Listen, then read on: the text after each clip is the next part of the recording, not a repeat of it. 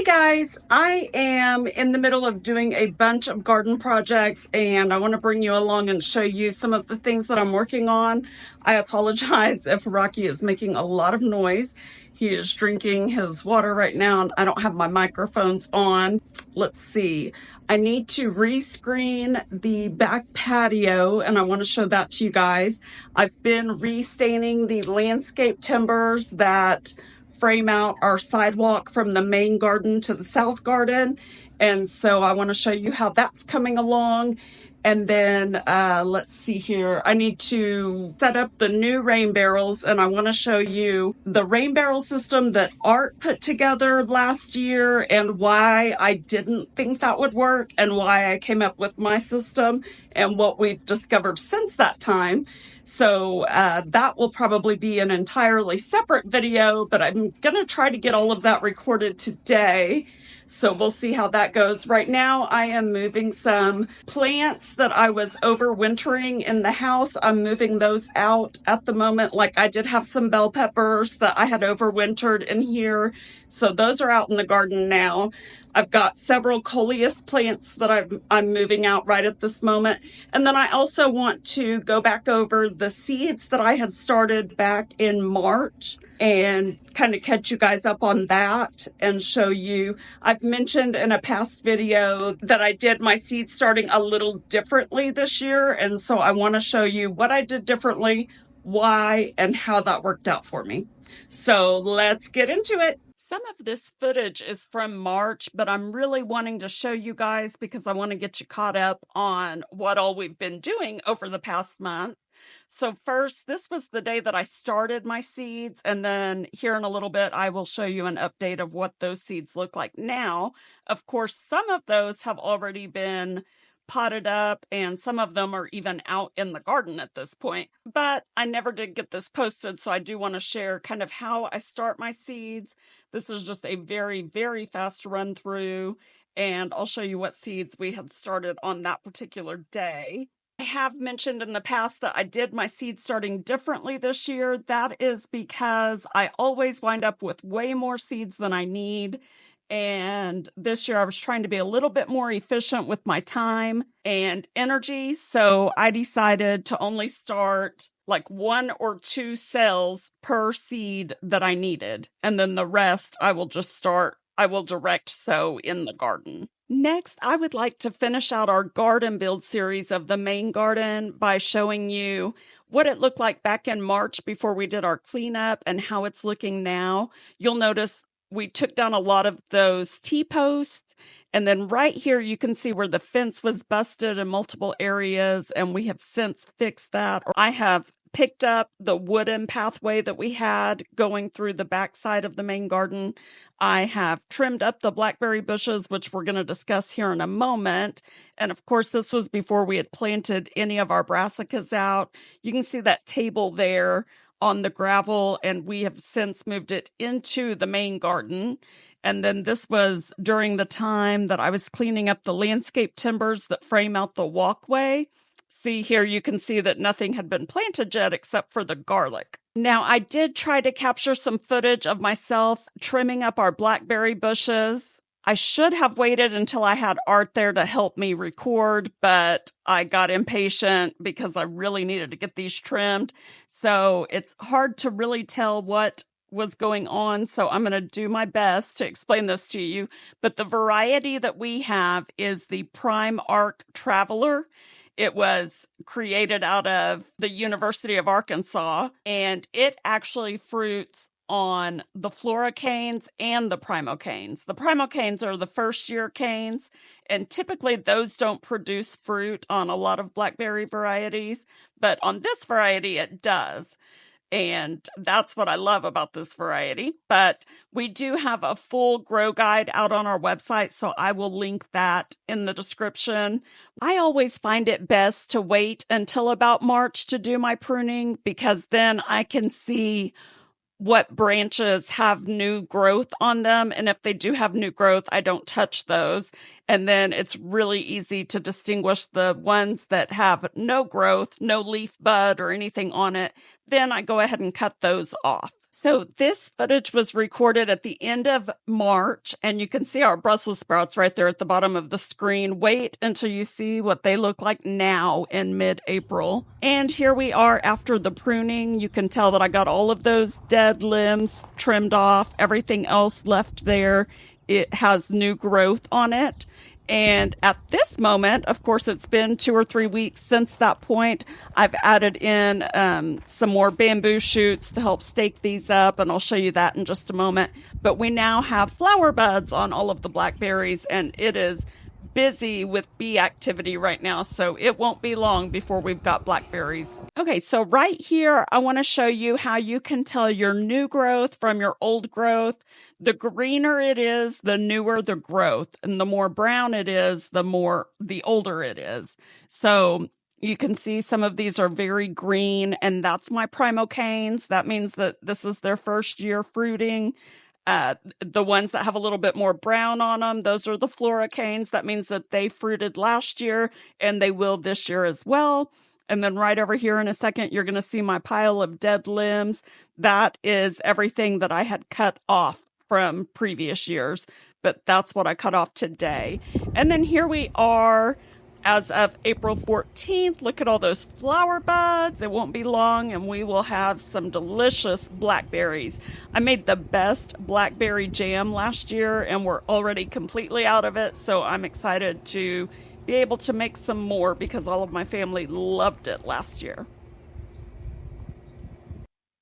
And then I've mentioned in multiple videos in the past how all of our soil levels had dropped so drastically this year. So Art has been bringing out wood from his job site. He does chop down a lot of trees each year, so he's been bringing those out. We've been layering the bottom of our beds with the wood and then just scraping our soil back over the top and then adding compost on top of that. So that has helped a little bit to fill up these beds. Now, I am a little bit disappointed because the second bed that you'll see here in a second, the soil level is so low, and we just topped that up with the mushroom compost this past fall. So I want you to take a look at that here in a second. Also, notice our fence right over there behind me. We've shown this before too, how we needed to power wash it, but recently Art just went ahead and restained the fence, and he's only finished the south garden fence so far. We still have to make it the rest of the way around.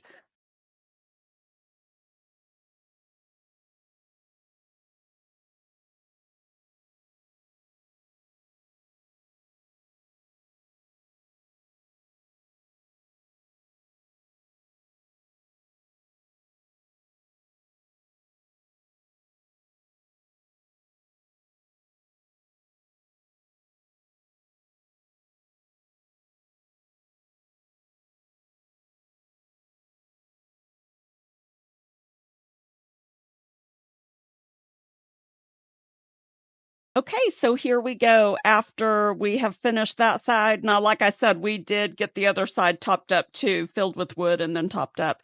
And here's a ground cherry volunteer that has sprouted up. Wait till you see it now. I'll pop up a picture of that here in a little bit as well. And I've shown our strawberries since this time, but we have been producing strawberries like crazy.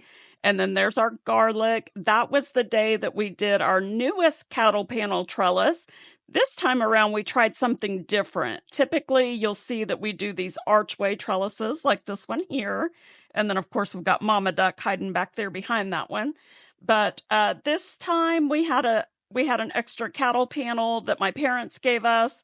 So instead of doing the archway, since we've already got 3 of those in the garden in various locations, we decided to cut it in half and just make wide trellis in the center of a bed. And then that gave us an extra 8-foot panel that we're going to put in a different bed. So now in our south garden, we should just call that the trellis garden, because now pretty much every bed in that garden has a trellis aspect to it.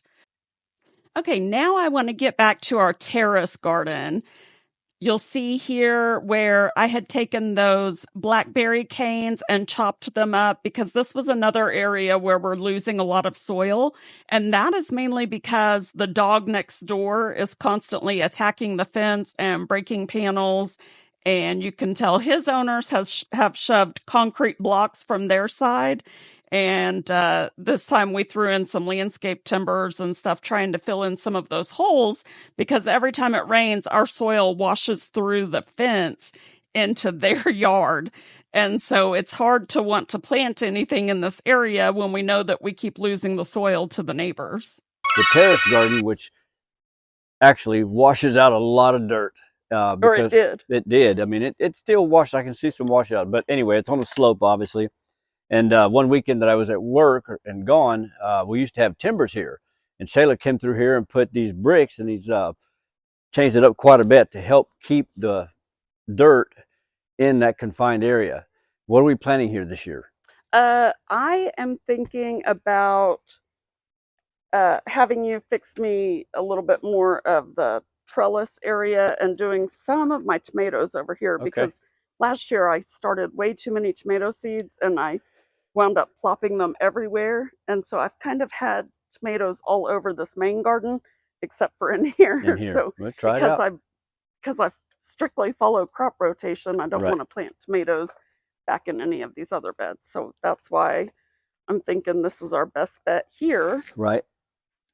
Yeah, there's just a little bit of erosion still on the backside coming from their yard, actually. But yeah, it just washes through the fence. Now it's not washing down the hill anymore, at least. It does contain it enough. We added a lot of dirt, new soil, and some compost also in this area, right? Yeah. Yes. Yeah, and I do have to every year. Let me come get a close-up over here where it's like, and we did try to throw some landscape timbers in there. And you can see where the neighbor dogs are constantly trying to break through, but we know it's not Rocky because he can't get in here. And then we did, these were just the, what do you call those? The gnomes? No. I went blank on what those are called. Oh, the concrete blocks. Mm-hmm. What are they called? Cinder blocks. Cinder blocks. Yes, thank you. Yeah, cinder blocks. And then they were very plain looking, so I painted them, and I'm not so sure that I love that, but I did it, and it's working. We had some blue spray paint, just like the blue spray paint on some of the cheapos. So I spray painted those last year, and then used some dark gray spray paint for the tops. And maybe we'll go with bright green this year. No. Something to go with And then this over here, we just kind of built this up a little bit more last year. We added another layer of timbers, landscape timbers, just to hold in more, because previously it only had one, and the year before that it only had that plastic landscape edging. So one year we changed it to one landscape timber, then last year we added a second layer, and then we moved my gnome garden up here. So, and as with everything else, we was this your doing? Is this your doing? Yes, from when those dogs broke through that one day. But well, there's some weeds in that one. My lilies are coming back up. That's good. What in the world? I think that looks like my blueberry. It's seeded over here. Not blueberry, blackberry. It's it's right on the fence line. Yep. Yeah. Okay. So anyway, we moved the gnome garden. Oh, something's in my hair. That thing.